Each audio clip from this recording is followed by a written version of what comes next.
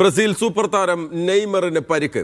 FIFA ലോകകപ്പിനുള്ള Brazil ടീമിൽ ഇടം പിടിച്ചതിന് പിന്നാലെ നെയ്മറിന് പരിക്കേറ്റതായി സാന്റോസ് ക്ലബ്ബ് അധികൃതർ സ്ഥിരീകരിച്ചു. അതേസമയം നെയ്മറുടെ പരിക്ക് ഗുരുതരമല്ലെന്നും വലത് കാലിന്റെ പേശികൾക്കാണ് പരിക്കെന്നും ഒരാഴ്ചയ്ക്കുള്ളിൽ ഫിറ്റ്നസ് വീണ്ടെടുക്കാനാകുമെന്നും സാന്റോസ് ക്ലബ്ബ് അധികൃതർ അറിയിച്ചു.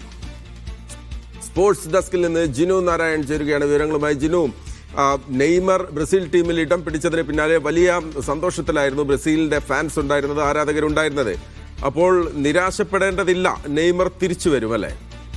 അതെ, തീർച്ചയായും നെയ്മറുടെ പരിക്ക് ഗുരുതരമല്ല എന്നാണ് സാന്റോസ് ക്ലബ്ബ് അധികൃതർ ഇപ്പോൾ സ്ഥിരീകരിച്ചിരിക്കുന്നത്.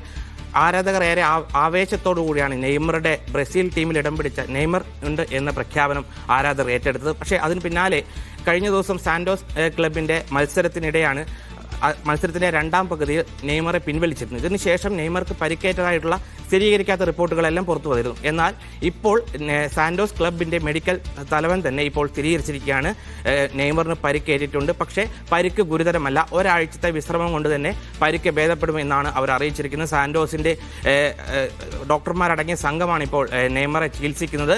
ബ്രസീൽ ഫുട്ബോൾ ടീമിൻ്റെ ഡോക്ടർമാരും നിരീക്ഷിക്കുന്നുണ്ട്. മെയ് 27-നാണ് ബ്രസീൽ ടീമിൽ നെയ്മർ ചേരേണ്ടത്. അതിന് മുന്നോടിയായി തന്നെ ഫിറ്റ്നസ് നെയ്മർ വീണ്ടെടുക്കുമെന്നാണ് അറിയിച്ചിരിക്കുന്നത്. മുൻകരുതൽ എന്ന നിലയിലാണ് ഇപ്പോൾ സാന്റോസിന്റെ മത്സരങ്ങളിൽ നിന്ന് ഇപ്പോൾ നെയ്മറെ മാറ്റി നിർത്തിയിരിക്കുന്നതെന്നുമാണ് ക്ലബ്ബ് അധികൃതർ പറയുന്നത്. ജിനു നാരായണനാണ് വിവരങ്ങൾ നൽകിയത്. ബ്രസീൽ ആരാധകരെ നിരാശപ്പെടേണ്ടതില്ല, 27-നകം നെയ്മർ ടീമിനൊപ്പം ചേരും.